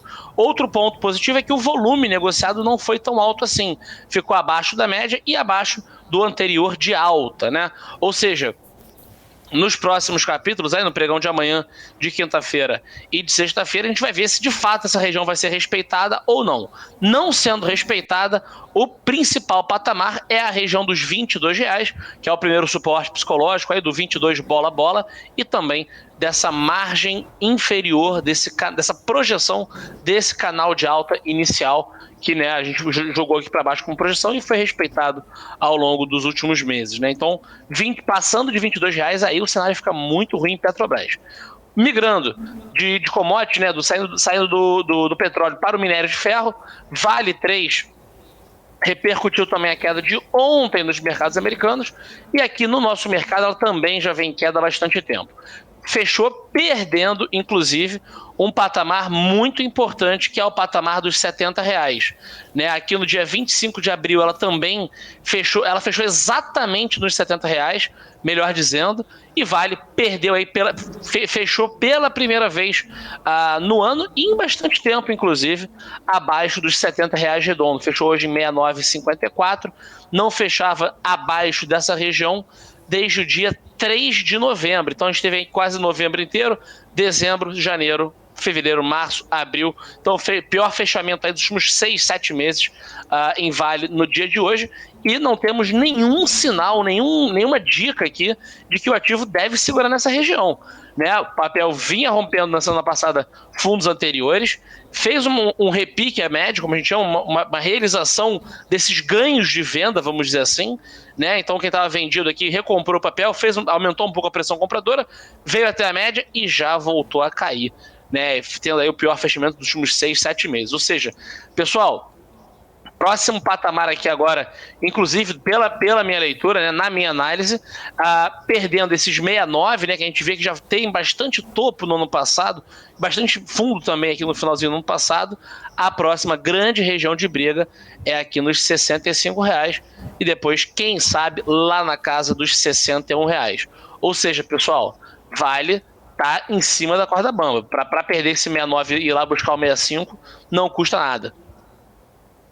Perfeito. E falar de YouTube também, né, o Carlos? Vamos falar de YouTube, quase exatamente, deixa eu perguntar aqui. isso. Me desculpe. Fica Itaú, vamos lá. né, o setor financeiro, de uma forma geral, né, como a gente mostrou aqui, caiu forte no dia de hoje, né, a gente tem aí a maior queda em Itaú, inclusive, né, seguido de Banco BTG Pactual. A maior queda, na realidade, foi o Banco Pan, melhor dizendo, né. Itaú também caíram forte, inclusive pior fechamento de Itaú desde o dia 10 de abril também. Ou seja, né, o papel até no intraday chegou a renovar a máxima das últimas semanas, dos últimos pregões, porém não teve fôlego e acabou virando forte para baixo, né? A gente pode ver aqui que os bancos, de uma forma geral, caíram forte, né? E o outro ponto principal aqui, a queda generalizada reflete, né, o mau humor na semana em que os bancos centrais aqui do Brasil e dos Estados Unidos devem decidir os juros. Ou seja, essa indefinição e um cenário mais desafiador que é esperado pelo pronunciamento amanhã dos bancos centrais e na próxima semana em relação à ata né, do Copom e do FONC também acabou aumentando a aversão a risco e levando Itaú a essa perda. Inclusive, a gente pode ver aqui que Itaú, né, de olho a gente já estava conseguindo ver, né? Segurou exatamente na região de 61,8 de Fibonacci, né, dessa última grande pernada de alta. Ou seja, segurou no primeiro suporte aqui bem imponente e o próximo suporte fica aqui nos 24,45, 44 é a próxima região de suporte. Tomara que não perca esse patamar. O que não ficou tão legal aqui em Itaú foi esse volume muito alto de negociação hoje. Com um cenário mais definido aí no finalzinho do dia de amanhã, com o anúncio dos juros, a gente tende a ter um cenário de aversão a risco menor. Vamos aguardar. Perfeito. Felipe, mais uma perguntinha rápida. Temos 1 minuto, então, telegráfico. Temos o projeto Almais, que está perguntando de Companhia Brasileira de Alumínio, né? Então, até eu me interesso, porque é uma empresa que tinha tudo para dar certo, né? Um papel, tinha tudo para dar certo e, na verdade, está sofrendo bastante desde o ano passado. O que está acontecendo com a Companhia Brasileira de Alumínio no seu gráfico? Telegráfico, que temos 1 minuto. O ticker agora aí foi um teste, hein? Papelzinho quase que a gente não é pedido, né? Se alguém tiver o ticker aí do papel, me ajuda. CBAV3. Isso. Vamos lá então, pera aí. O papel quase que nunca está presente no nosso dia a dia, né?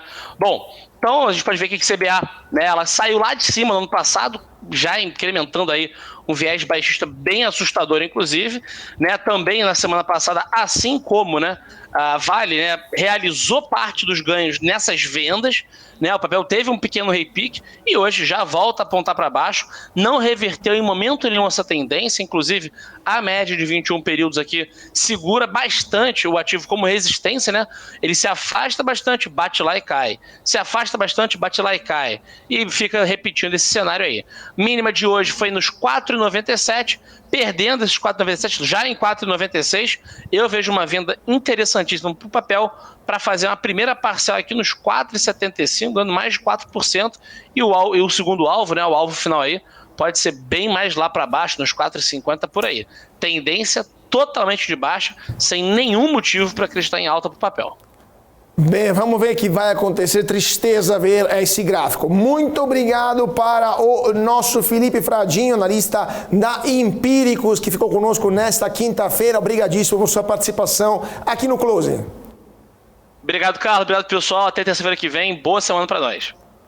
Até a semana que vem e também a gente terminou o nosso tempo aqui no Closing. Muito obrigado a todos pela participação. Nos vemos amanhã, sempre às 4 horas em ponto, para comentar com vocês o que movimentou o mercado financeiro. Teremos as melhores entrevistas do mercado, então programa imperdível amanhã, sempre aqui na BMC. Fique agora com o BMC Business, com o nosso Gabriel Monteiro, que vai conversar com o Carlos Raimar, que é CEO da Padtech. Então você não pode perder esta entrevista exclusiva e nós vemos então amanhã. Mais uma vez, muito obrigado a todos pela atenção, uma ótima tarde e até amanhã.